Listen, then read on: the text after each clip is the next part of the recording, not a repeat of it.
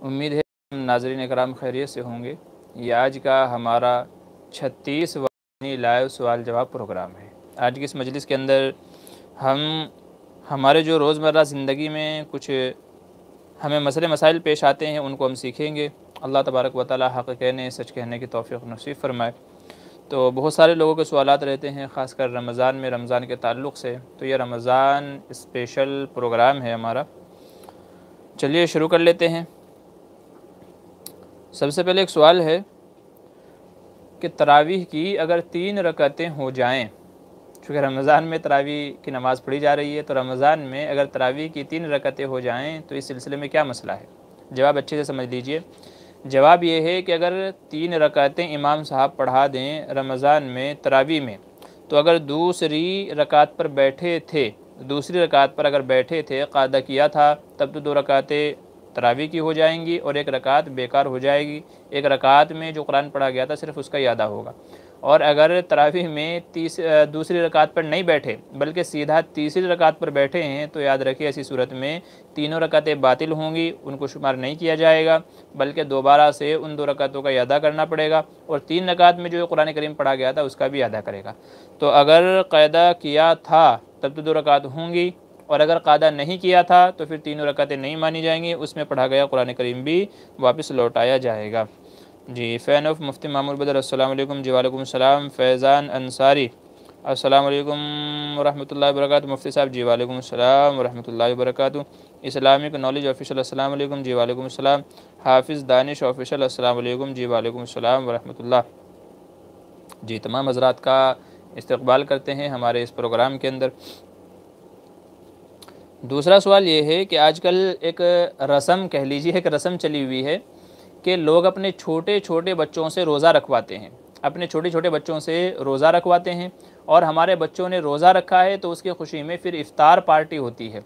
रिश्तेदारों को बुलाया जाता है, पड़ोसियों को बुलाया जाता है, दोस्तों अहबाब को बुलाया जाता है और फिर पार्टी की जाती है। तो इसका क्या हुक्म है।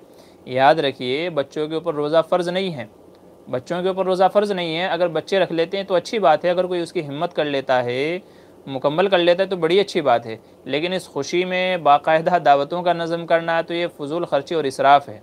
हाँ, ये है कि बच्चे ने रोज़ा रखा है तो उसके शौक़ व ज़ौक़ के लिए उसे कुछ इनाम दे दिया जाए, कुछ हदिया दे दिया जाए, तो इसकी तो गुंजाइश हो सकती है।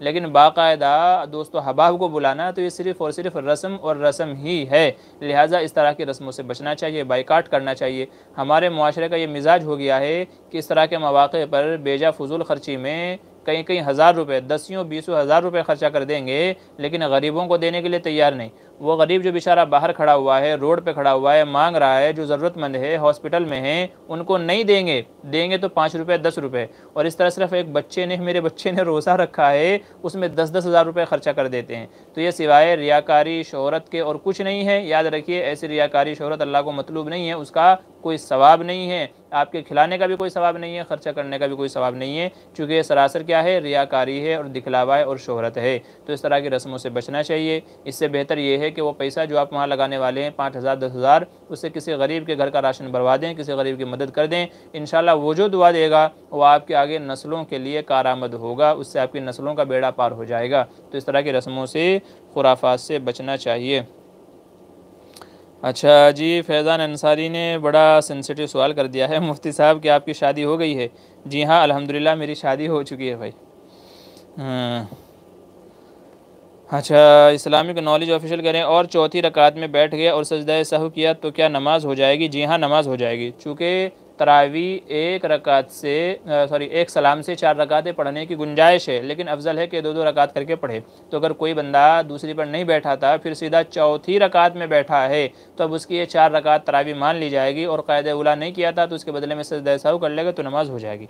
तो अगर 4 रकात पर बैठा है डायरेक्ट और सजदा सहू किया है तो नमाज़ हो जाएगी। फ़हद सैफ़ी अस्सलाम वालेकुम मुफ्ती साहब। जी वालेकुम अस्सलाम।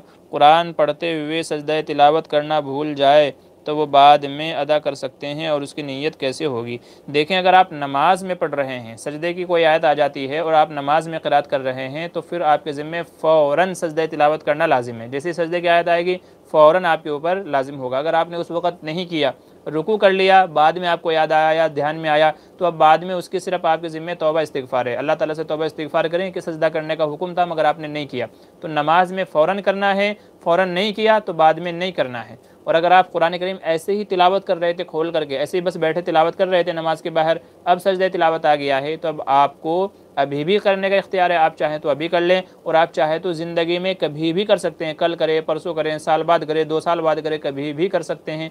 लेकिन यह है कि वो आपके ज़िम्मे लाजिम है, आपको सजदा करना ही करना है। तो अगर नमाज से बाहर तिलावत पढ़ रहे हैं, सजदा तिलावत आ गई है, तो आप कभी भी कर सकते हैं। नमाज में है तो फ़ौरन सजदा तिलावत करना वाजिब है। नीयत क्या करनी है? नीयत बस ये करेंगे कि अल्लाह तबारक व तआला का हुक्म है सजदा करने का, मैं सजदा कर रहा हूँ। सजदे में अल्लाहु अकबर कहते हुए जाना है, सजदे की तस्बीह पढ़नी है और अल्लाहु अकबर कह करके उठ जाना है। और अगर कई सारे सजदे आदमी के ज़िम्मे लाजिम है, कई सारे सजदे की आयत तिलावत की या एक ही आयत को कई कई बार पढ़ा है, तो फिर उसका तरीका ये भी है कि पहली मरतबा अल्लाहु अकबर कह करके सजदे में जाएगा और फिर उठेगा, अल्लाहु अकबर अल्लाहु अकबर अल्लाहु अकबर कह करके लगातार 3 4 6 यहाँ तक के 14 सजदे भी एक साथ बंदा कर सकता है एक ही बार में बैठे बैठे।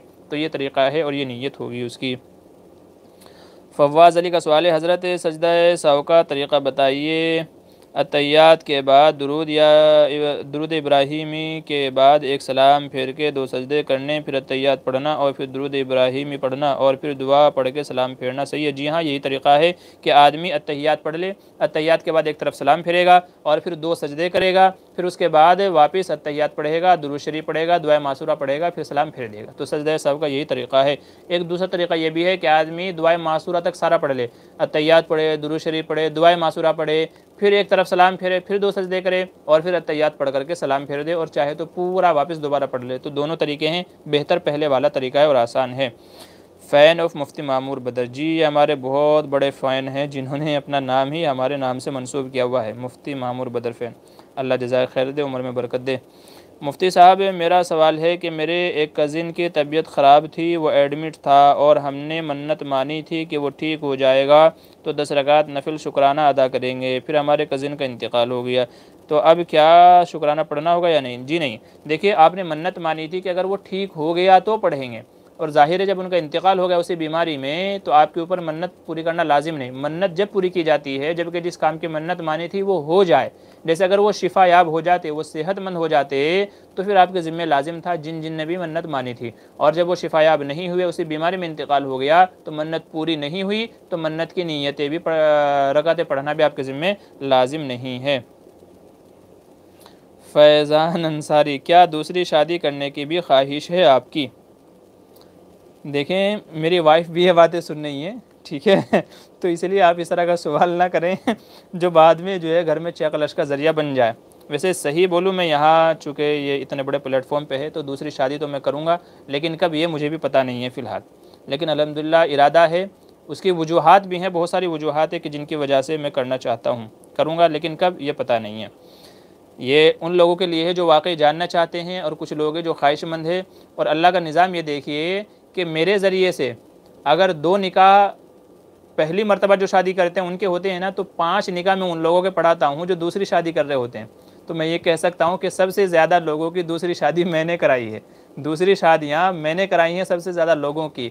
हर 2 महीने में 3 महीने में कोई ना कोई ऐसा बंदा आ जाता है कि जी मुझे दूसरी शादी करनी है। मैं कहता हूँ बिस्मिल्लाह करो भाई। कितने सारे लोग तो ऐसे हैं जो ये कहते हैं मुफ्ती साहब जिस दिन आपने दूसरी शादी की उसी दिन हम भी दूसरी शादी करेंगे। तो कई लोग इस इंतज़ार में हैं। अब देखें कब अल्लाह की तरफ से क्या हुक्म आता है। बहरहाल अल्लाह तबारक व तआला की तरफ से फ़ैसले हैं। बाकी मैं तो इसी चीज़ का कायल हूँ कि जिनको अल्लाह ने वसअत दी है, माली हिम्मत दी है, इस्तिताअत दी है, तो उनको दूसरी शादी करनी चाहिए। आज मुआशरे में बेवाएँ, तलाक़ याफ्ता, कमारी लड़कियाँ ऐसी बैठी हुई हैं कि अगर उनसे शादी ना की जाए तो वो गलत रास्ते पर चली जाती हैं, गलत तरह के इश्क व मुआशरे में फंस जाती हैं, गलत लोगों के चुंगल में फंस जाती हैं। तो जिनको अल्लाह ने वसअत दी है, जो इंसाफ़ कर सकते हैं, अदल कर सकते हैं, बीवी को खिला पिला सकते हैं, रहने के लिए घर वगैरह दे सकते हैं, तो उनको चाहिए कि वह ऐसी औरतों का घर बसाए, उनका इंतज़ाम करे। अगर हम उनका ख्याल नहीं रखेंगे तो कौन करेगा? आसमान से फरिश्ते थोड़ा ही आएंगे, तो हमें ही उनका ख्याल रखना है। तो जिनको अल्लाह ने हिम्मत दी है, वसअत दी है, मैं कहता हूँ कि उनसे शादी करनी चाहिए। उनको 2-2 नहीं 3-3 शादियाँ उनको करनी चाहिए। अभी हाल ही में मुफ्ती तारिक मसूद साहब का एक बयान देखा, वो कह रहे थे, उस पर किसी ने नीचे लिखा था कि पड़ोसी मुल्क की जो आवाम है वो दुआ कर रही है कि अगली चुनाव में मुफ्ती तारिक मसूद साहब हमारे यहाँ के क्या कहते हैं वो बन कर के वज़ीर आज़म बने हमारे यहाँ के। क्यों?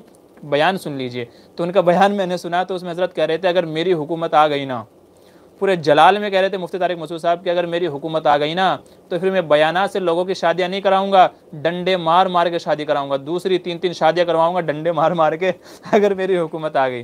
तो इसलिए पाकिस्तानी अवाम दुआ कर रही है कि अगले वज़ीर आज़म हमारे कौन हो, मुफ्ती तारिक मसूद साहब हों।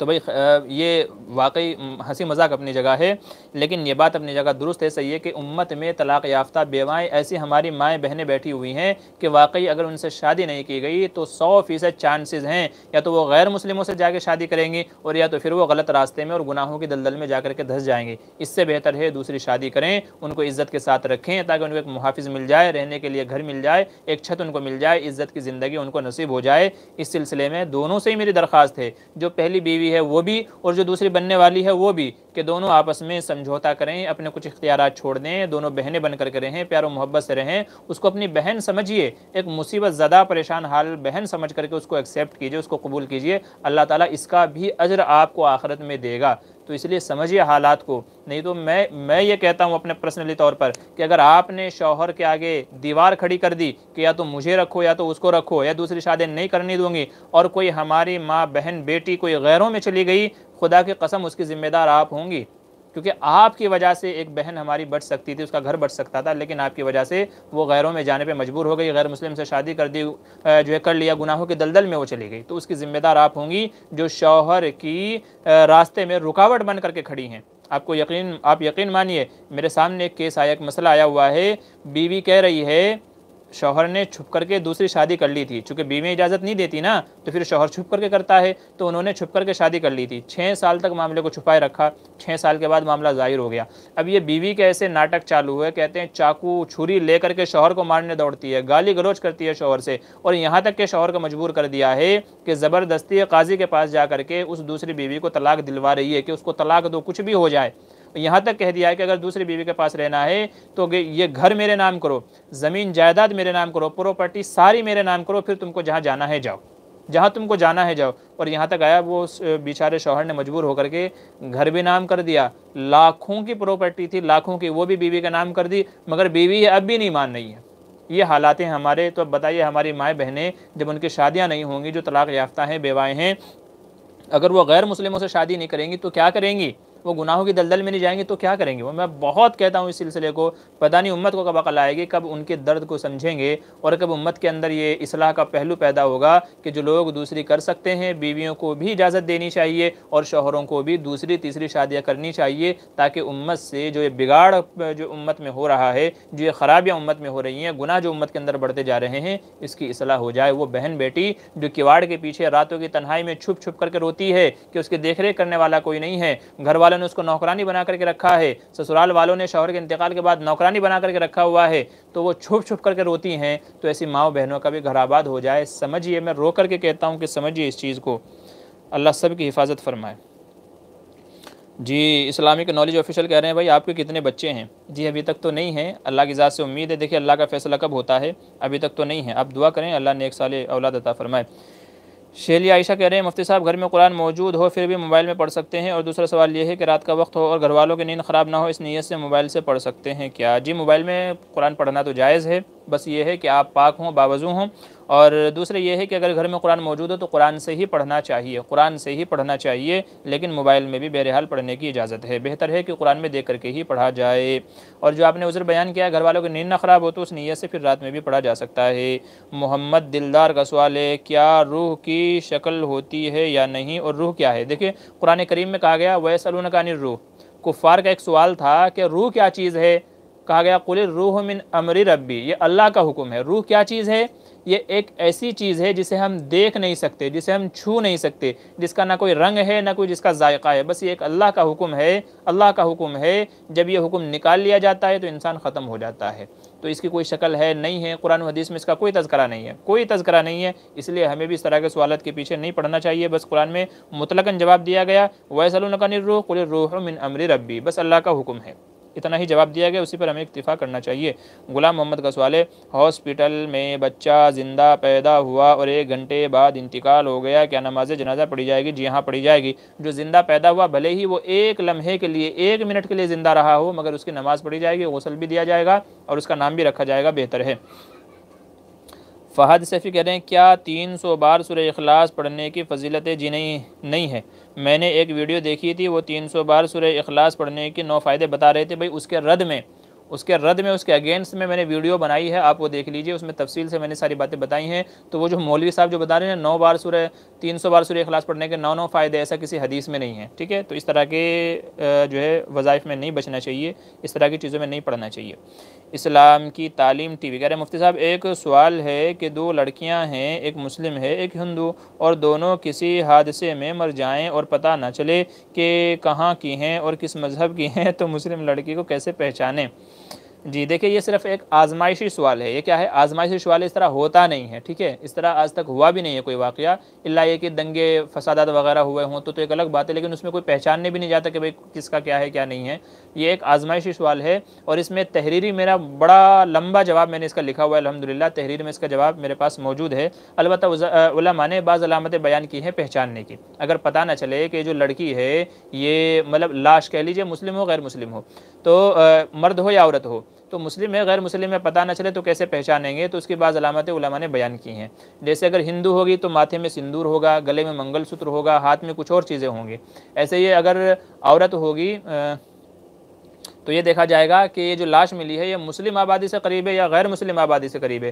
तो जिस बस्ती के जिस आबादी के करीब होगी तो समझा जाएगा कि ये उन्हीं में से है और उन्हीं में से इसका इंतकाल हुआ है। दूसरे ये है कि डीएनए टेस्ट वगैरह करा सकते हैं, डीएनए टेस्ट वगैरह करा सकते हैं। ऐसे ही ख़तना का होना है, ख़तना अगर है तो उससे भी मालूम पड़ जाएगा कि मुस्लिम है या गैर मुस्लिम है। और तो इस तरह की कुछ अलामतें हैं, कुछ चीज़ें हैं कि जिनके ज़रिए से हम पहचान सकते हैं कि ये लाश किसकी है किसकी नहीं है। बहरहाल अगर आपको तफसीली मसला चाहिए तो आप मुझसे व्हाट्सएप पर रब्ता कीजिए, मैं उसमें इंशाल्लाह आपको बता दूंगा। बहुत सारी अलामतें, बहुत सारी चीज़ें हैं। बहुत सारे लोगों ने एक अजीब तरीका इसमें निकाला हुआ है। एक अजीब तरीका है क्या कि उसकी शर्मगाह पर पानी डाला जाए और फिर वो पानी घोड़े को पिलाया जाए। अगर घोड़ा पानी पी लेगा तो मुस्लिम की है, नहीं पिएगा तो हिंदू के। याद रखिए ये सारी फालतू की बातें हैं, बेफ़ायदा बकवासात हैं। तो इस तरह के जितने टोट के बताए जाते हैं ना, यूँ करो मुँह करो, तो ऐसा कोई भी तरीका नहीं है। बस वही है कि अलामतें देख करके पहचाना जाएगा कि मुस्लिम वाली अलामतें हैं कि हिंदू वाली अलामतें हैं। या तो बस्ती देखी जाएगी किस बस्ती के ज़्यादा करीब है, इस बस्ती के है या उस बस्ती के। या तो डीएनए टेस्ट आज करा लीजिए, डीएनए टेस्ट से मालूम पड़ जाएगा कि इसका डीएनए किससे मिलता जुलता है, खून जो है ब्लड ग्रुप जो है वो किससे मिलता जुलता है, तो उससे मालूम पड़ जाएगा। तो इस तरह की अलामतें उनसे मालूम हो सकता है। फ़हद सैफ़ी ने बहुत बड़े बड़े दिल भेजे हैं। फ़ैन ऑफ मुफ्ती मामूर बदर ने भी बड़ा बड़ा दिल भेजा है। जी शुक्रिया, जज़ाकल्लाहु खैर। फवाज़ अली कह रहे हैं, क्या ISIS को काफिर कहना सही है? वो लोगों ने इस्लाम का इमेज ख़राब कर दिया है, मासूम लोगों को मारकर इस्लाम के गलत मतलब दिखाया दुनिया को। देखिए उसके अकायद क्या हैं, अज़ाइम क्या हैं, उसका हमको पता नहीं है। इसलिए इस तरह के सवालात में आदमी को खामोश रहना चाहिए। देखें, मासूमों को कत्ल करना ये गुनाह है और ये कह लीजिए कबीरा गुनाहों में से है। तो अगर मासूमों के कत्ल करने को कोई जायज़ समझता है तो कुफ्र है कि इनको मारना जायज़ है। अगर ये समझ करके कत्ल करता है तो फिर ये तो कुफ्र है, फिर ऐसे लोगों को कुफ्र काफिर कहा जा सकता है। लेकिन उनके अकायद क्या हैं क्या नहीं हैं, तो वो जब तक के नहीं जानेंगे तब तक के किसी के बारे में कुफ्र या इस्लाम का कहना बड़ा मुश्किल होता है। तो इसलिए इस तरह की चीज़ों में नहीं पढ़ना चाहिए, बल्कि बेहतर है कि खामोशी इख्तियार की जाए। उनके मामलात हैं वो जानेगा, अल्लाह जानेगा, वही फ़ैसला करेगा क्या है क्या नहीं है। मंजूर अहमद कह रहे हैं, अगर सहरी में 1 मिनट लेट हो जाए तो क्या रोज़ा होगा? और अगर इफ्तारी में 1 मिनट पहले इफ्तारी किया तो सूरत में रोज़ा होगा या नहीं होगा? तफसील से बता दीजिएगा। जी देखें, सहरी का अगर वक्त ख़त्म हो गया, मिसाल के तौर पे 4:50 पर हमारे यहाँ सहरी हो रही है, सहरी का आखिरी वक्त है 4:50, अज़ान का वक्त नहीं, क्योंकि अज़ान कभी कभी क्या होती है, अज़ान 2-4 मिनट लेट होती है। सहरी का वक्त था 4:50 पे, अज़ान हो रही है 55 पे, तो अज़ान के एतबार नहीं है, बल्कि कैलेंडर में, घड़ी में, जंतरी में जो टाइम दिया गया है एग्जिट वो टाइम। तो अगर 4:50 पे सहरी का वक्त ख़त्म हो रहा है, अब कोई उसके बाद खाता पीता है 51 पे, 52 पे, 53 पे, तो उसका रोज़ा नहीं होगा, क्यों? क्योंकि वक्त ख़त्म हो चुका था। अजान कभी भी हो उससे कोई फ़र्क नहीं पड़ेगा, उससे कोई फ़र्क नहीं पड़ेगा। बाज़ लोग ये समझते हैं कि जी जब तक अजान होती रहे खाते पीते रहे, याद रखिए ये नहीं है। बल्कि यहाँ पर जो हदीस में बाज़ लोग हदीस का हवाला देते हैं, तो इस हदीस में जो खाने पीने का जिक्र है वो तहज्जुद की अजान है जो हुज़ूर सल्लल्लाहु अलैहि वसल्लम के ज़माने में होती थी, कि लोग उसको सुबह सादिक की अजान ना समझ लें, फजर की अजान ना समझ लें। इसलिए हदीस में फरमाया कि जब तुम उनकी अजान सुनो तो खाते पीते रहो, चूँकि वो तहज्जुद में अजान देते हैं। हाँ, जब ये चूँकि हुज़ूर सल्लल्लाहु अलैहि वसल्लम के ज़माने में हज़रत बिलाल भी अजान देते थे, इब्न उम्मे मक्तूम भी अजान देते थे। तो हज़रत इब्न उम्मे मक्तूम वो सुबह की अजान देते थे, बिलाल रज़ियल्लाहु अन्हु वो तहज्जुद की अजान देते थे। तो हदीस में फरमाया कि जब बिलाल अजान दें तो खाते पीते रहो, इब्न उम्मे मक्तूम अजान दे तो फिर रुक जाओ। तो वो एक अलग मसला है, तफसीली मसला है। मसला ये है कि अगर वक्त ख़त्म हो गया है तो अब खाना पीना जायज़ नहीं है, कोई उसके बाद खाएगा तो फिर उसका रोज़ा नहीं है, बाद में उस रोज़े की क़ज़ा करेगा। यही हाल इफ्तारी का है कि इफ्तारी से अगर 1 मिनट पहले भी इफ्तारी किसी ने कर ली तो उसका भी रोज़ा नहीं माना जाएगा, रोज़ा ख़त्म, उसको चाहिए कि बाद में क़ज़ा करे। मिसाल के तौर पे 7:05 पे हमारे यहाँ इफ्तारी हो रही है, तो अगर कोई 7:04 पे खा लेगा जनतरी के एतबार से, चूँकि हम उसी के पाबंद हैं, उसी से आजकल वक्त का अंदाज़ा लगता है, तो एग्जैक्ट बाद में आप 2-4 मिनट एहतियात कर सकते हैं, लेकिन पहले नहीं कर सकते। पहले नहीं, आप 2-4 मिनट देर से खोल सकते हैं, उसकी इजाज़त है, चलेगा, लेकिन पहले नहीं खोल सकते। तो अगर किसी ने 7:04 पे 3 मिनट पे रोज़ा खोल लिया तो उसका रोज़ा नहीं होगा। उम्मीद है कि मसला आपको अच्छे से समझ में आ गया होगा।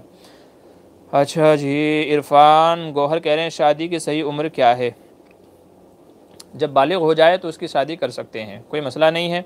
शादी की उम्र जो है वो बुलूगत है, बालिग हो जाए तो उसकी शादी कभी भी की जा सकती है, क्योंकि वो हम बिस्तरी पर कादिर हो चुका होता है, उसके ज़रिए से नस्ल का सिलसिला शुरू हो सकता है। तो बालिग होने के बाद हमारे दयार में अमूमन ये होता है कि जब लड़का थोड़ा कुछ कमाने लग जाए, घर की जिम्मेदारियाँ उठाने लग जाए, मैच्योर जिसे कहा जाता है, तो जब मैच्योर्ड हो जाता है उसके बाद उसकी शादी की जाती है, जिसकी उम्र तकरीबन 15 साल से लेकर के 25 साल तक है। ये उम्र सबसे मुनासिब है, 15 साल से लेकर के 25 साल तक के बच्चों की शादी कर देनी चाहिए। वो हर इलाके में, हर जगह सिचुएशन अलग है, तो वो अपने इलाके और अपने यहाँ के उर्फ़ के एतबार से शादी कर सकते हैं।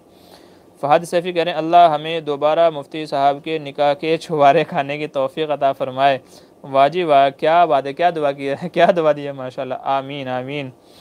अच्छा जी, मोहम्मद फ़रहान कह रहे हैं अस्सलाम वालेकुम रहमतुल्लाहि व बरकातुहू। मुफ्ती साहब, किसी शख्स को ख्वाब की हालत में लज्जत महसूस हुई, बेदारी के बाद कपड़ों या जिस्म पर तरी नहीं तो क्या गुस्ल वाजिब है? देखिए, सिर्फ लज्जत से जो है गुस्ल का हुक्म नहीं होगा, उसको याद हो कि मुझे एहतिलाम हुआ है, या तो कपड़ों पर लगा हुआ दिखाई दे धब्बा वगैरह, तो ही उसके ऊपर गुस्ल लाजिम होगा। अगर याद भी नहीं है और कपड़ों पर कोई अलामत भी नहीं है तो गुस्ल वाजिब नहीं होगा, महज शक की वजह से गुस्ल वाजिब नहीं होगा जब तक कि यकीनी बात साबित ना हो जाए। रिजवाना का कौसर कह रहे हैं हुर्मत मुसाहरत साबित होने के लिए लड़के की उम्र कम से कम कितनी होनी चाहिए? जी, लड़के की उम्र ऐसी होनी चाहिए कि जो सोहबत हम बिस्तरी करने पर कादिर हो, जिसको हमारे यहाँ उर्फ़ में तकरीबन 9-10 साल या 11 साल, चूँकि 9-10 साल की उम्र में लड़के बालिग हो जाते हैं, तो तकरीबन उतनी साल की उम्र, यानी जो शहवत के लायक बच्चा हो, जो बच्चा ऐसा हो जिसको देख करके शहवत उभरे, और ऐसा बच्चा हमारे दायरे में अमूमन 8 साल, 9 साल, 10 साल, वो हर बच्चे की सेहत के अतबार से अलग अलग हुक्म होगा। तो जो बच्चा बालिग नहीं है, नाबालिग है, लेकिन काबिल शहवत है, तो ऐसे बच्चे के ऊपर हुर्मत मुसाहरत साबित हो जाएगी। जी, शब्बीर बेलियम बड़े दिनों के बाद कह रहे हैं तरावी की नीयत 20 रकात एक साथ कर सकते हैं? जी हाँ, कर सकते हैं, कोई मसला नहीं है, या 2-2 रकात पर कर सकते हैं, उसकी भी इजाज़त है। 3 या 5 हुफ़ाज़ पढ़ा रहे हों तो इमाम बदलेगा तो नीयत भी बदलनी होगी? नहीं, ऐसा नहीं है, बल्कि आप मुतलक़न नीयत कर लें कि 20 रकात नमाज़ तरावी की मैं नीयत करता हूँ, ठीक है, 20 रकात नमाज तरावी की, तो बार बार नीयत बदलने की ज़रूरत नहीं है। बदलेंगे तो भी ठीक है, नहीं बदलेंगे तो कोई मुज़ायक़ा नहीं है, मुतलक़न नीयत कर लें कि भाई मैं जो भी इमाम होगा उसके पीछे 20 रकात तरावी की नीयत कर रहा हूँ, बस एक साथ कर लीजिए, और चाहे तो अलग अलग भी कर सकते हैं। फ़हद सैफ़ी करें अल्लाह मुफ्ती साहब की उम्र में बरकत दीजिए, शुक्रिया, जज़ाकल्लाहु खैर। मोहम्मद कलीम अंसारी कहना अस्सलाम वालेकुम रहमतुल्लाहि व बरकातुहू। मुफ्ती साहब खैरियत से होंगे? मुफ्ती साहब, इस्लाम में बाल किस तरफ के रखने चाहिए? बाल तो देखिए 3 तरीके हैं हदीस में, कानों तक और कंधों तक और कान और कंधों के बीच में, इनको सुन्नती बाल कहा जाता है। तो इन तीनों तरीकों में से आप किसी भी तरीके के रख सकते हैं, या तो फिर रखने हैं तो फिर आप बाल छोटे छोटे रखिए, छोटे छोटे रखिए, या तो सब बाल बराबर होने चाहिए। जो आजकल गैरों का फैशन चला हुआ है, कहीं से छोटे हैं, कहीं से ज़्यादा है, कहीं से कट लगा हुआ है, कहीं से कुछ लगा हुआ है, तो वो बाल रखना मना है, जिसको हदीस में क़ुज़ा कहा गया है, तो क़ुज़ा से मना किया गया है। अगर आप सुन्नत तरीके से रखना चाहते हैं तो कानों तक, या तो कंधों तक, और या तो दोनों के बीच में, इसको सुन्नत तरीका कहा जाएगा। राकिब पटेल कह रहे हैं अगर हैज़ बंद हो गया, 6 दिन में पाक होकर सुबह रोज़ा रख लिया, फिर ज़ोहर के बाद फिर मामूली सा क्या है मटमेला मटियाला खून दिखा तो रोज़ा टूट गया या नहीं? जी हाँ, ऐसी सूरत में रोज़ा टूट जाएगा, बल्कि उसको चाहिए, अगर 6 दिन का उसकी आदत थी और अब 7वें दिन फिर खून दिखाए तो उसको चाहिए 3 दिन और रुके, 3 दिन और रुक जाए, क्योंकि हैज़ की मुद्दत कम से कम 3 दिन, ज़्यादा से ज़्यादा 10 दिन है। तो 3 से लेकर के 10 दिन, यानी 10 दिन के अंदर अंदर जो खून आया तो वह हैज़ का शुमार होगा। 10 दिन हो गए फिर भी खून आ रहा है तो वो इस्तिहाज़े यानी बीमारी का कहलाएगा, फिर उसमें नमाज रोज़ा सब है। तो अगर ऐसा आया है तो रोज़ा टूट गया है, उसको चाहिए कि वो इंतज़ार करे 10 दिन तक का, फिर उसके बाद रोज़े रखने की शुरू। मुफ्ती सलमान अज़हरी के बारे में आपकी क्या राय है? भाई क्या जानना चाह रहे हैं आप, मुझे वो तो बताएं। मुफ्ती सलमान अज़हरी ये एक बरेलवी आलिम है, इससे पहले मैंने इनका नाम नहीं सुना था। ये जो फेमस हुए हैं, मशहूर हुए हैं, तो वो इस मुबाहले की वजह से, मुबाहला भी नहीं मुनाजरा है, तो इस मुनाजरे की वजह से ये अर्श से फ़र्श पर पहुंच गए हैं। बाकी इनकी ज़िंदगी क्या है, इनके हालात क्या है, वो मुझे पता नहीं है, उसका मुझे इल्म नहीं है। बस ये मुनाजरा जो हुआ था इसी की, उससे मैं भी इनका नाम सुन रहा हूँ। बाकी इसके अलावा मुझे इनके बारे में कोई और इल्म नहीं है, इसलिए मैं इनके बारे में कुछ नहीं कह सकता हूँ, क्योंकि जिस चीज़ के बारे में इल्म नहीं है तो उसके बारे में कहना भी मुनासिब नहीं है। फ़रहान मुबीन कह रहे हैं अस्सलाम वालेकुम रहमतुल्लाहि व बरकातुहू।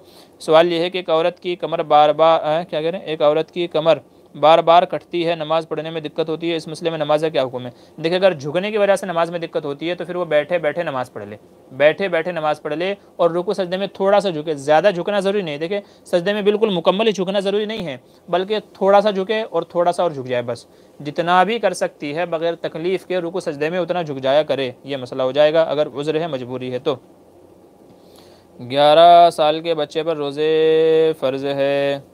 देखिए, अगर वो बालिग हो गया है, यानी बालिग होने की अलामतें उसके अंदर पाई जा रही हैं, तब तो रोज़ा फ़र्ज़ है। और अगर वो अब तक बालिग नहीं हुआ है तो फिर 11 साल के बच्चे पर रोज़ा फ़र्ज़ नहीं होंगे।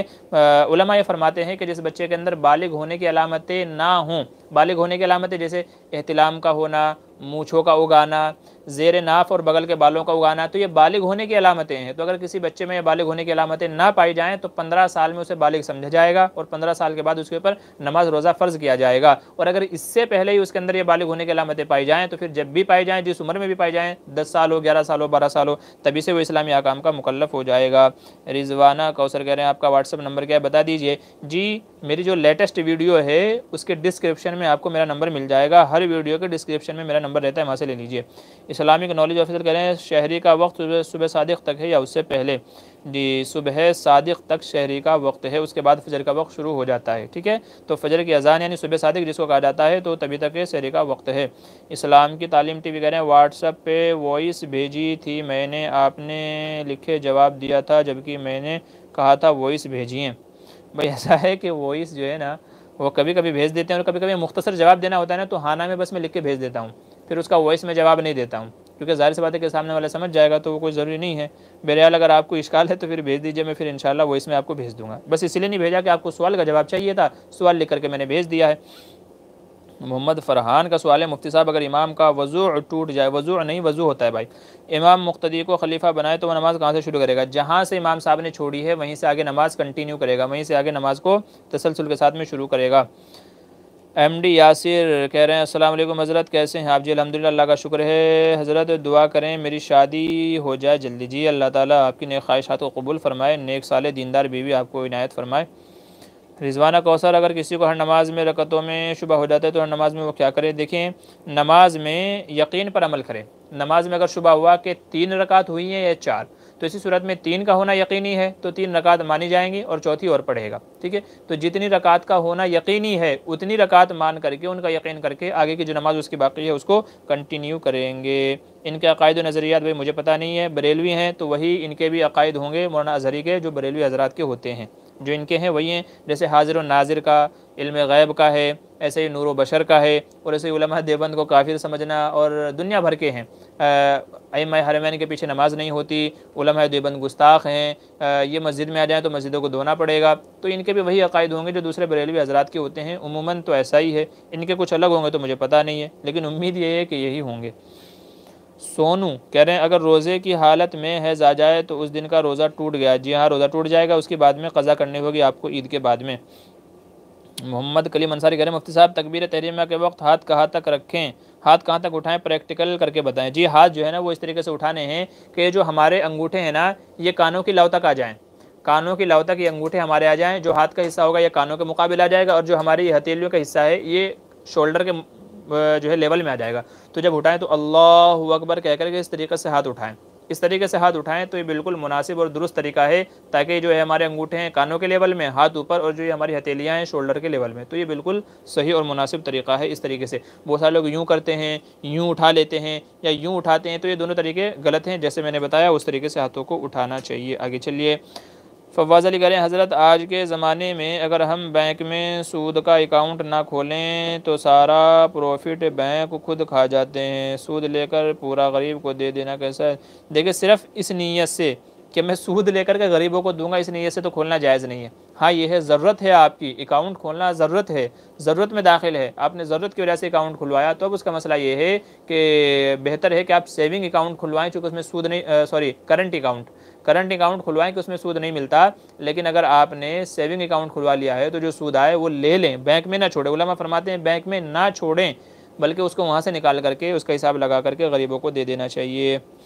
मोइनुल इस्लाम, अस्सलाम वालेकुम। जी वालेकुम सलाम। फ़हद सफ़ी कह रहे हैं, क्या इन हालात में घर में नमाज़ पढ़ सकते हैं? और यहाँ कुछ मस्जिद खुली भी हैं, कुछ बंद हैं, तो हम घर में नमाज़ पढ़ेंगे तो गुनाह तो नहीं होगा? देखिए, जिन मस्जिदों में जाने की इजाज़त है तो फिर वहाँ जाना चाहिए। फिर सिर्फ कोरोना के डर की वजह से मस्जिद में जाना मुनासिब नहीं है। जहाँ मस्जिदों में जाने की इजाज़त है वहाँ जाना चाहिए, और जहाँ जाने की इजाज़त नहीं है, पाबंदी है, ख़तरा है कि अगर वहाँ जाएंगे तो फिर या तो नज़रों में आ जाएंगे या तो बाद में कोई परेशानी आ सकती है। तो फिर ऐसे मौके पे, चूँकि ये उज़्र के अंदर दाखिल है, मजबूरी में दाखिल है, और फिर ऐसी सूरत में आप घर में नमाज़ पढ़ सकते हैं, फिर गुनहगार नहीं होंगे। लेकिन जहाँ इजाज़त है, जब तक इजाज़त है, तो फिर मस्जिदों का एहतिमाम करना चाहिए, ताकि जमात का और मस्जिद का दोनों का सवाब मिल जाए।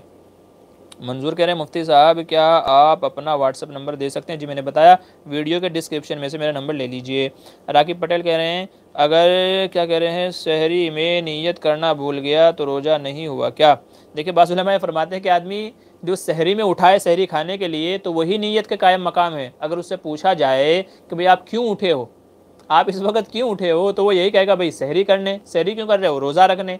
तो रोज़ा रखने की नीयत से सहरी खा रहे हो। तो बाज़ उलमा ये फरमाते हैं कि सहरी में बंदे का उठ जाना ही उसकी नीयत के कायम मकाम है। तो इसलिए अगर सहरी में नीयत नहीं की तो भी रोज़ा हो जाएगा। अलबत्ता ये है कि अगर ज़वाल से पहले ज़वाल से यानी तकरीबन 11 साढ़े 11 बजे जो ज़वाल का वक्त होता है, कैलेंडर में देख लें जंतरियों में, तो ज़वाल से पहले आदमी अपनी नीयत कर सकता है रोज़े की, तो उसका रोज़ा हो जाएगा। ठीक है, उसका रोज़ा हो जाएगा। तो ये तरीका है। अच्छा, इकबाल शेख, अस्सलाम वालेकुम। जी वालेकुम सलाम। गुलाम मोहम्मद कह रहे हैं, मुफ्ती साहब क्या कह रहे हैं, मुफ्ती साहब एक पहला का वाक़या है, हॉस्पिटल में बच्चा ज़िंदा पैदा हुआ और 1 घंटा बाद इंतकाल हो गया, नमाज जनाजा पढ़ते मगर नाम रखे नहीं हुआ, तो क्या अब नाम? जी बस, अब तो कोई मसला नहीं है, जब हो गया तो हो गया, अब तो कोई मसला नहीं है। उसी वक्त रख लेना था तो अच्छी बात थी, अब कोई ज़रूरी नहीं है कि आप जो है नाम रखें, अब कोई ज़रूरी नहीं है। आरिफ डोंगरे कह रहे हैं, साल भर हर नमाज के बाद इमाम लोग सुन्ना सुनाना हो जाए, क्या कह रहे हैं, इमाम लोग सुन्ना सुनाना हो जाए, क्या कह रहे हैं आप भाई? थोड़ा सा इसको वाज़ेह कर दीजिए।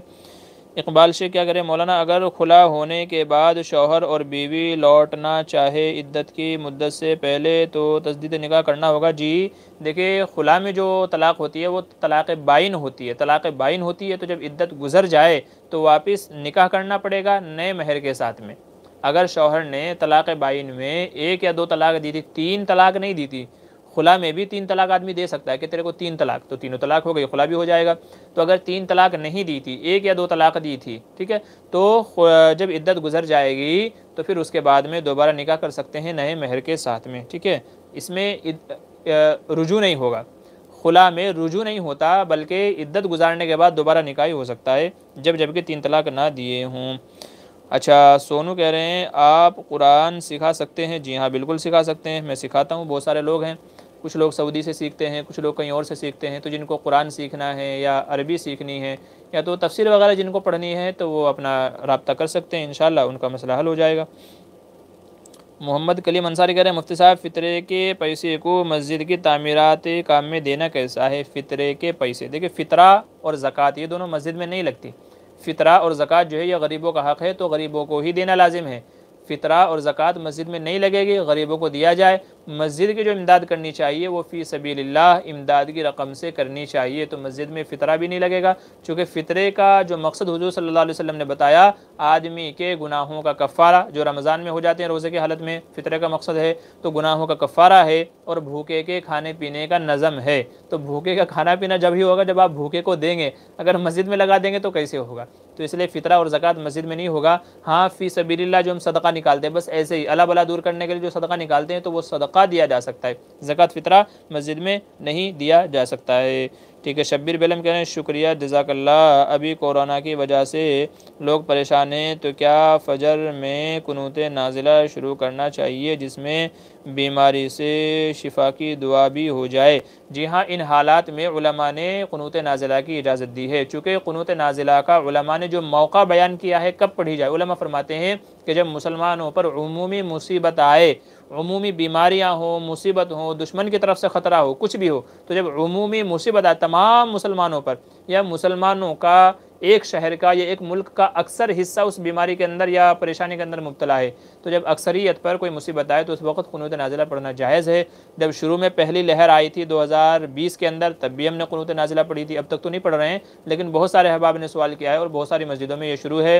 तो इस कोरोना को भगाने के लिए कुनूत नाज़िला पढ़ी जा सकती है, चूँकि ये वबाई बीमारी है, आम मुसीबत है, पूरी दुनिया ही इसके अंदर मुब्तला है। तो इसलिए अल्लाह ताला से शिफायाबी के लिए कुनूत नाज़िला इन हालात में पढ़ी जा सकती है, कोई हर्ज नहीं है। अच्छा, आगे चलिए। सैनुल्लाह बड़ी देर में हाजिर हुए हैं। अस्सलाम वालेकुम मुफ्ती साहब। जी वालेकुम सलाम। फैज़ साफ़ी करें, क्या कंडीशन लगाकर ज़कात दे सकते हैं? मसलन कि आप किसी को ज़कात देते वक्त ये कह दें कि आप अपना किराया दे दें तो ऐसे ज़कात लग जाएगी क्या? देखिए, आपका इस तरह कहना दुरुस्त नहीं है, कंडीशन लगा के नहीं दे सकते। आपका काम है ज़कात दे देना। अब वो सामने वाले की मर्ज़ी है, क्या पता उसको किराया देने से ज़्यादा खाने पीने की ज़रूरत हो, कपड़े की ज़रूरत हो, या कोई उसके ऊपर कर्जा हो उसको देने की ज़रूरत हो। तो कंडीशन लगानी नहीं चाहिए, बल्कि आप उसको ज़कात दे दें।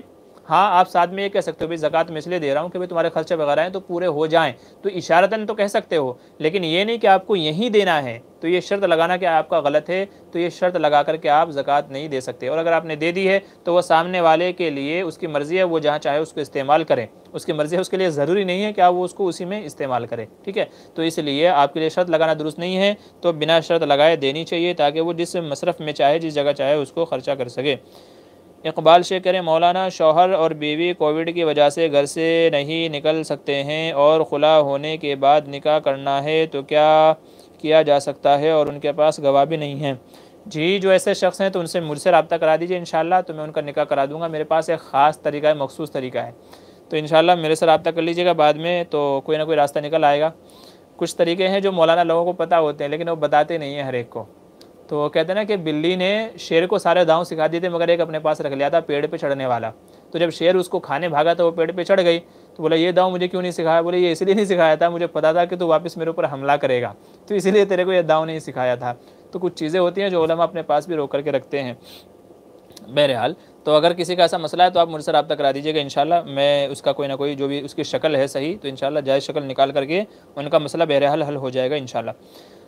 आसिफ खान कह रहे हैं, जी मौलाना मेरा ये सवाल है कि हज़रत उमर रज़ी अल्लाह के बेटे ने किसी औरत के ऊपर क्या कहते ज़ाती की, यानी उसके साथ पक्षियों की जिससे वो मिला हो गई, उसके बाद अगर तुम मरने उनको सज़ा दी, क्या दुरुस्त है? जी नहीं, इस तरह का कोई वाक़या हज़रत उमर रज़ी अल्लाह अन्हु के बेटे का नहीं है। उनकी तरफ जिस तरह के वाक़यात मंसूब हैं तो वह गलत है, झूठे हैं, चूँकि एक सहाबी की शान से ये बात बईद है, एक सहाबी की शान से बात बईद है। तो इस तरह का ज़िना का जो झूठा उनके ऊपर इल्ज़ाम है तो बस वो इल्ज़ाम या गलत है, ऐसा नहीं है।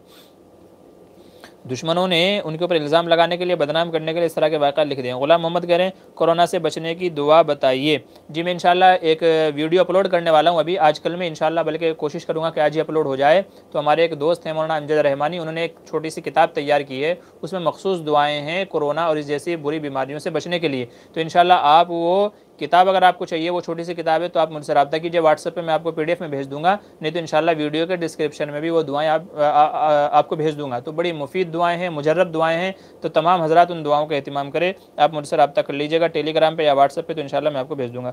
इकबाल से करें तो फ़ोन पर निकाह हो सकता है या नहीं? जी उसकी एक ख़ास शक्ल है, वो मैं इंशाल्लाह मैं आपको बाद में बता दूँगा। या तो फ़ोन पे निकाह करना कैसा है, फ़ोन पे निकाह हो सकता है या नहीं, तो मेरी एक वीडियो है, आप वो देख लीजिएगा, तो वीडियो मौजूद है। सोनू कह रहे हैं व्हाट्सएप में आपसे कांटेक्ट है, ठीक है, आप रमज़ान में सिखा। जी जी, आप रब्ता कर लीजिएगा, ठीक है ना, इंशाल्लाह। तो मैं आपको बता दूंगा क्या उसका निज़ाम रहेगा और किस तरीके से हम लोग आगे लेकर के चलेंगे, ठीक है। तो क्या तरतीब रहेगी मैं इंशाल्लाह आपको बता दूंगा। रागिब पटेल कह रहे हैं अगर किसी ने ये कबूला हो कि मेरा फ़ला काम हो जाए तो मैं 10 कुरान पढ़ूँगा, मगर साल हो गया 10 कुरान अभी पूरे नहीं हुए हैं तो गुनाह होगा क्या? जी देखिए, मन्नत मानी थी और काम हो गया है। कुरान पढ़ना चूँकि इबादत है तो इसकी मन्नत मान ली जाएगी, मोतबर होगी। तो अगर कुरान पढ़ने की मन्नत मानी थी तो उसके ज़िम्मे लाजिम है कि कुरान पढ़े। जितनी देरी करता जाएगा उतना ही गलत है। बेहतर है कि जितनी जल्दी हो जाए। वैसे तो मन्नत का मसला ये है कि ज़िंदगी में कभी भी उसके ज़िम्मे लाजिम है कि उसको अदा कर दे, कभी भी। लेकिन जितनी जल्दी अदा कर देगा उतना ही बेहतर है। तो बेहतर है जितनी जल्दी 10 कुरान मुकम्मल कर दे, बेहतर है, ताकि बरी ज़िम्मा हो जाए।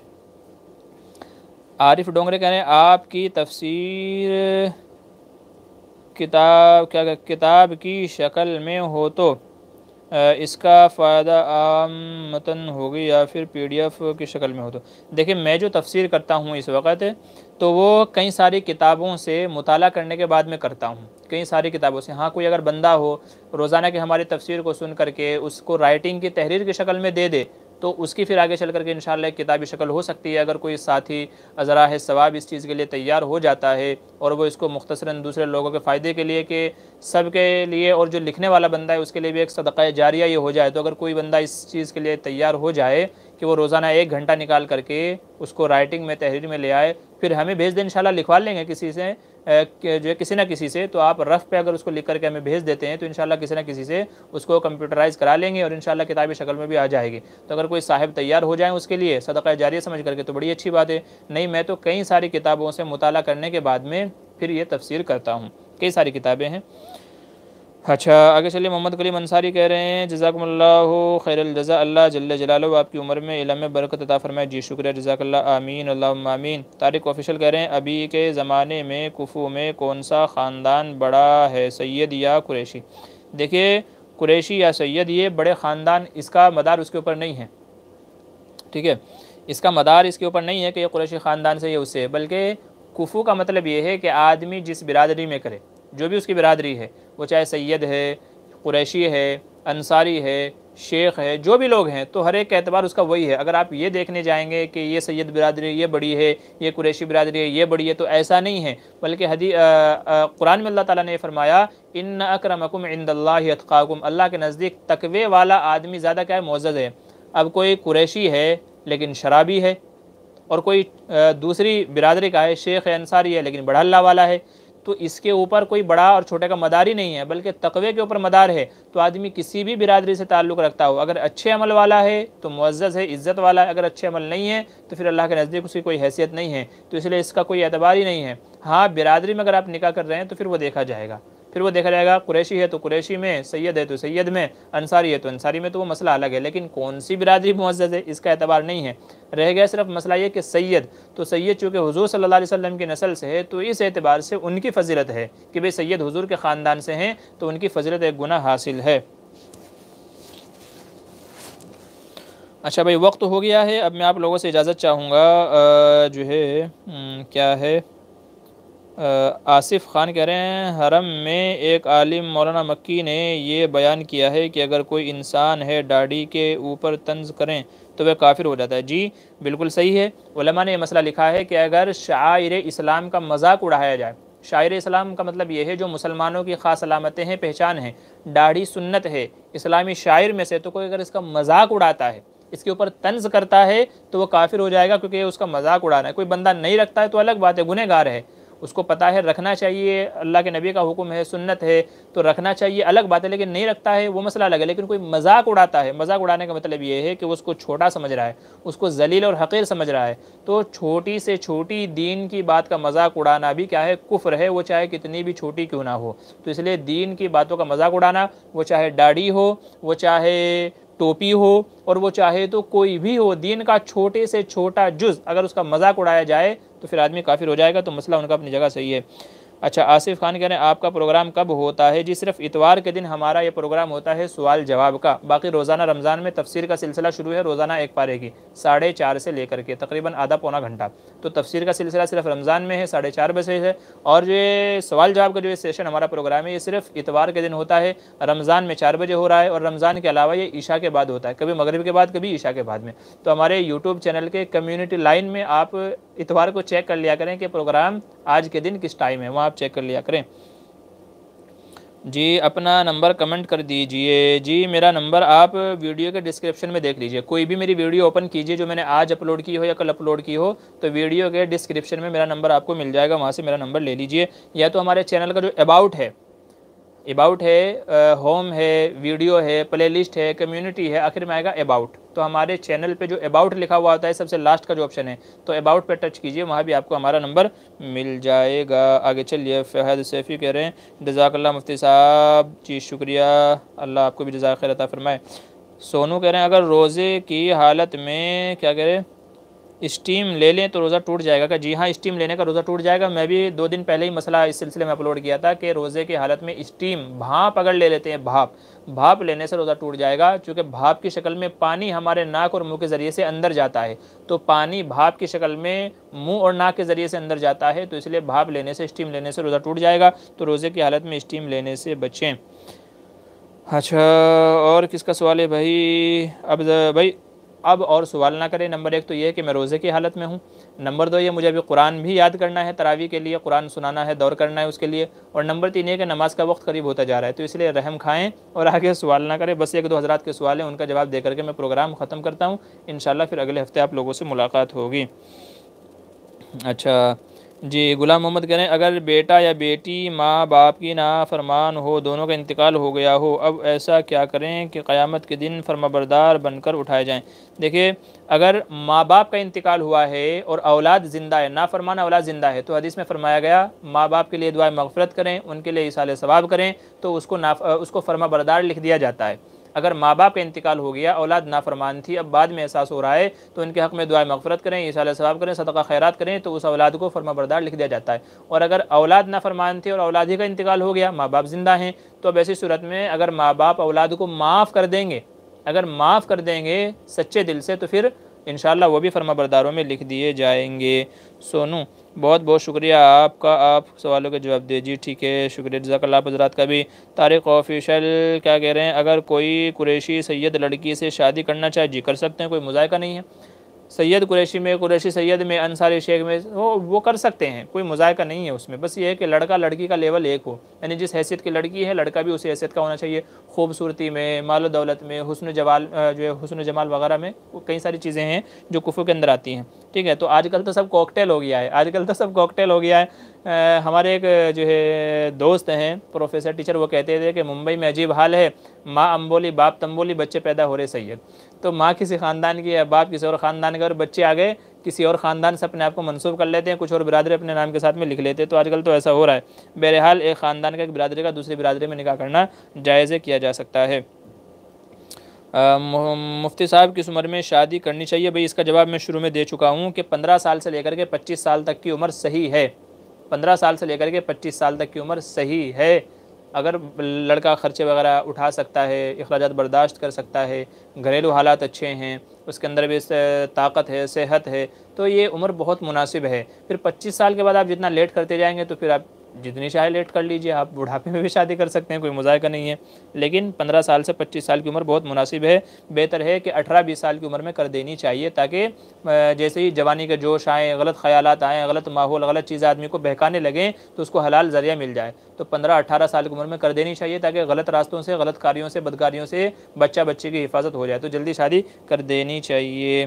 तरावी की क्या कह रहे हैं, गुजरात आसिफ खान क्या कह रहे हैं, तरावी गुजरात कितने पारों की तरावी पढ़ाते हो? जी भाई रोज़ाना एक एक पारा चल रहा है हमारा, रोज़ाना एक एक पारा, इंशाल्लाह 29 दिन में मुकम्मल होगा। आप हज़रात दुआ करें अल्लाह इस्तिक़ामत नसीब फरमाए और खैर व आफियत से जी मुकम्मल करने की।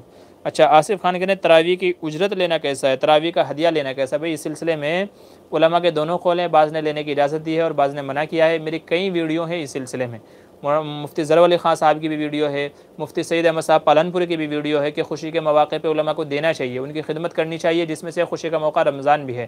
तो मुफ्ती सईद साहब से भी कहीं ना कहीं किसी न किसी सूरत में जाके इजाज़त है। मुफ्ती ज़रफ़ अली ख़ान साहब ने तो वाज़े तौर पर इजाज़त दी है। मौलाना इलियास घुम्मन, उनका भी एक वो मैं मसला देखा था, एक फ़तवा था उनका, तो उसमें उन्होंने भी इजाज़त दी है उसकी। ख़ास करके खुलासा कुरान जो उनका है, एक खुलासा कुरान क्या है, इस नाम से उनकी एक छोटी सी जो एक किताब है, तो उसमें भी उन्होंने लिखा है कि इस तरह के मौक़े जब आते हैं तो उलमा की खिदमत करनी चाहिए। तो बहुत सारे अकाबिर ने आज के ज़माने में इसकी तरफ अपना रुझान बनाया है, बताया है।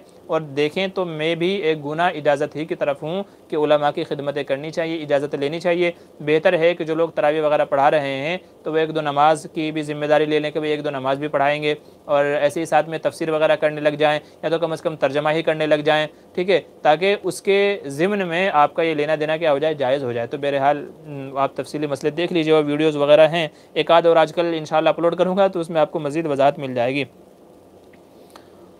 कोई और सवाल ना पूछे? जी बिल्कुल सही है, ठीक है। मैं तरावी पढ़ा रहा हूँ, दौरे की दरख्वास्त, जी इंशाल्लाह ठीक है। चलिए इजाज़त दीजिए। अल्लाह तबारक व तआला सब लोगों की जायज़ तमन्नाओं को, नेक ख्वाहिशात को पूरा फरमाए। अल्लाह ताला जो हमने मसाइल पढ़े हैं, सीखे हैं, उनके मुताबिक अमल की तौफ़ीक़ नसीब फरमाए। अल्लाह ताला सब की जान की, माल की, इज़्ज़त की, आबरू की हिफाजत फरमाए। रमज़ान जैसे बाबरकत मौक़े हम सब को मुयस्सर फरमाए। इंशाल्लाह फिर मिलेंगे। सवाल जवाब का प्रोग्राम अगले हफ्ते होगा, इसलिए आप हज़रात शरीक करें, अपने दोस्तों अहबाब को भी जोड़ें, ताकि उनके जो भी सवाल जवाब हों उनको उनके सवालों के जवाब मिल जाएँ। और आपसे एक जाते जाते एक गुजारिश कि हमारे जो यूट्यूब चैनल है ये दीन से मुताल्लिक़ मसले मसाइल से है।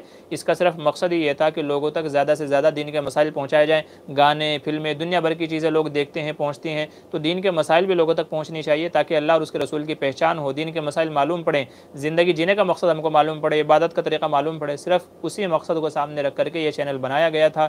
तो इसको ज़्यादा से ज़्यादा दूसरों तक शेयर करें, ख़ुद भी सब्सक्राइब करें, दूसरों से भी कराएँ, ताकि दीन की बातें, दीन के मसाइल लोगों तक पहुँच जाएँ। इंशाअल्लाह ये चीज़ आपके लिए क्या हो जाएगी, सदक़ा जारिया हो जाएगी। अल्लाह तबारक व तआला जो है कहने सुनने ज़्यादा अमल की तौफ़ीक़ नसीब फरमाए। कोरोना की किताब कब लाएंगे? जी आप मुझसे व्हाट्सएप पर रब्ता कर लीजिए, टेलीग्राम पर रब्ता कर लीजिए, इंशाअल्लाह मैं भेज दूँगा। जिन हज़रात को भी चाहिए तो वो मुझसे रब्ता कर लीजिए, इंशाअल्लाह PDF में आपको भेज दूँगा। चलिए मिलते हैं फिर अगले हफ्ते। अस्सलामु अलैकुम व रहमतुल्लाहि व बरकातुहू।